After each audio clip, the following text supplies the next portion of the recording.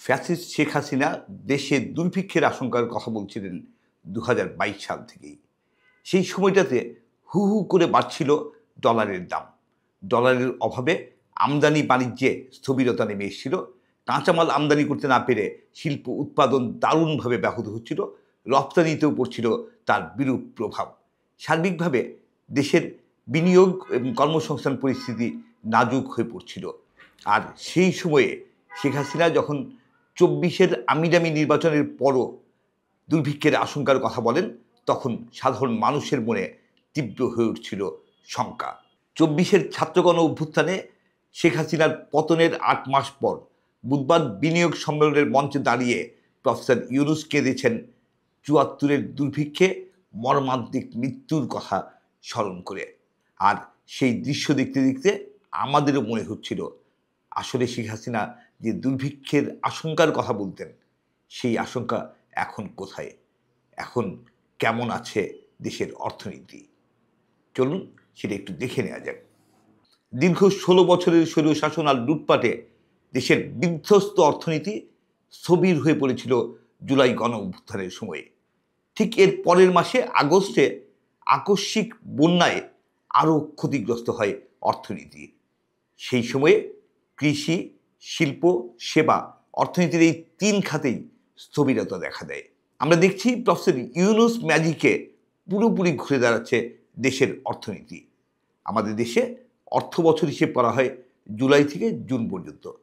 গত বছরের জুলাই থেকে সেপ্টেম্বর পর্যন্ত, জুলাই, অগাস্ট, সেপ্টেম্বর, এই যে প্রথম প্রান্তিক, সেই প্রান্তিকটা আসলে স্থবিরতা আর সংকটের ভেতর দিয়ে গেছে। সেই সময়টা গেছে গণঅভ্যুত্থান আর বন্যার মধ্যে এক ধরনের স্থবিরতার মধ্য দিয়ে, এবং স্বৈরশাসন উত্তরণের পরবর্তী যে পরিস্থিতি, সেই পরিস্থিতির ভেতর দিয়ে। তারপর অক্টোবর থেকেই শুরু হয়েছে ঘুরে দাঁড়ানোর প্রক্রিয়া। চলুন আরেকটু দেখা যাক কতটা ঘুরে দাঁড়িয়েছি আমরা। আমরা দেখছি ২৪-এর অক্টোবর থেকেই ক্রমশ দৃশ্যমান হচ্ছে দেশের অর্থনীতি চাঙ্গা হওয়ার লক্ষণ। আর এর মধ্য দিয়ে সাধারণ মানুষের জীবনে যেমন স্বাচ্ছন্দ্য ফিরে আসছে, তেমনি নতুন স্বপ্নে উজ্জীবিত হচ্ছে নতুন প্রজন্ম। দেশের অর্থনীতি ঘুরে দাঁড়ানোর মানেই হলো সমৃদ্ধি এবং স্বপ্ন পূরণের পথে নতুন অভিযাত্রা। দেশের অর্থনীতি চাঙ্গা হচ্ছে মূলত রেমিটেন্স আর রপ্তানির ওপর ভর রেখে। আমরা দেখছি রেমিটেন্স রেকর্ড পরিমাণে বাড়ছে, আর সেই সাথে দেশের মানুষের হাতে টাকা আসছে, ক্রয় ক্ষমতা বাড়ছে, বাজারে ভোক্তা চাহিদা তৈরি হচ্ছে, অভ্যন্তরীণ বাজারের চাহিদা পূরণে দেশের শিল্প কারখানায় নতুন করে গতি সঞ্চার হচ্ছে।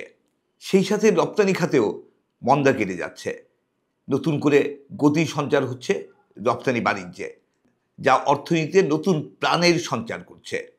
আর এই প্রেক্ষাপটে নোবেলজয়ী প্রফেসর ডক্টর মোহাম্মদ ইউনূসের বলিষ্ঠ নেতৃত্ব মানুষের মধ্যে সঞ্চার করছে নতুন আশা, নতুন উদ্দীপনা, নতুন স্বপ্নের। চলুন দেখে নেওয়া যাক আমাদের রপ্তানি পরিস্থিতি এবং রেমিটেন্স পরিস্থিতি, যে দুটোর উপরে আমরা সবচেয়ে বেশি নির্ভর করছি। আমরা যদি ২০২৪ সালের জানুয়ারি মার্চ প্রান্তিকের সাথে তুলনা করি, আমরা দেখি যে চলতি ২০২৫ সালে একই সময়ে রপ্তানি বেড়েছে প্রায় ১৮%, আর রেমিটেন্স বেড়েছে প্রায় ২৩%। এবার এই সময়ে রপ্তানি হয়েছে প্রায় $১২.৯ বিলিয়ন, আর রেমিটেন্স এসছে $৭.২ বিলিয়ন। ২৪-এর জুলাই থেকে সেপ্টেম্বরে, অর্থাৎ চলতি অর্থ বছরের প্রথম প্রান্তিকে, যেখানে জিডিপি প্রবৃদ্ধির হার ছিল ২%, সেটা অক্টোবর থেকে ডিসেম্বর পর্যন্ত দ্বিতীয় প্রান্তিকে বেড়ে প্রায় ৪.৫% দাঁড়িয়েছে। তৃতীয় প্রান্তিকে সেটা আরও বেড়েছে বলে আমরা আশা করছি। এই সময়ে শিল্প খাতের প্রবৃদ্ধি আগের প্রান্তিকের ২.৪% থেকে বেড়ে হয়েছে ৭.১%। কৃষি খাতে ০.৮% থেকে বেড়ে প্রবৃদ্ধির হার দাঁড়িয়েছে ১.৩%। সেবা খাতেও বেশ কিছুটা বেড়ে প্রবৃদ্ধির হার দাঁড়িয়েছে ৩.৮%। অর্থাৎ অর্থনীতির এই ৩ ক্ষেত্রেই আমরা বেশ উল্লেখযোগ্য প্রবৃদ্ধি পেয়েছি, যা পরবর্তী সময়েও অব্যাহত রয়েছে। সব কিছু মিলে চলতি অর্থবছরের দ্বিতীয় প্রান্তিক থেকে, অর্থাৎ গত অক্টোবর থেকেই আমরা অর্থনীতি চাঙ্গা হওয়ার লক্ষণ দেখছি। আমরা স্পষ্ট বুঝতে পারছি দেশের অর্থনীতি ইতিবাচকভাবে ঘুরে দাঁড়াচ্ছে।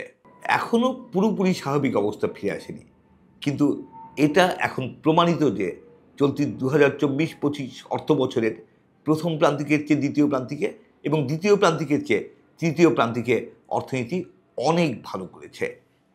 এরই মধ্যে রপ্তানি এবং রেমিটেন্স অনেক চাঙা হয়েছে। বৈদেশিক লেনদেনে ভারসাম্য ফিরে এসছে অনেকটাই। ব্যাংকিং ব্যবস্থা সহ সার্বিকভাবে আর্থিক খাত এখন আগের চেয়ে অনেক সুশৃঙ্খল, অনেক স্থিতিশীল। মুদ্রা বাজারে আগের মতো আর অস্থিরতা নেই, ডলারের কোনো সংকট নেই, ডলারের দাম বৃদ্ধির প্রবণতা পুরোপুরি থমকে গেছে। আর দেশি বিদেশি বিনিয়োগ বাড়ছে, বিপুল পরিমাণ বিদেশি বিনিয়োগ দেশে আসার সম্ভাবনা সৃষ্টি হয়েছে। সামষ্টিক অর্থনীতিতে অনেকটাই স্থিতিশীলতা ফিরে এসছে। এই সব কিছু মিলে অর্থনীতির যে ইতিবাচক পরিস্থিতি, সেটা বাংলাদেশের উজ্জ্বল ভবিষ্যতের সম্ভাবনা জাগিয়ে তোলে।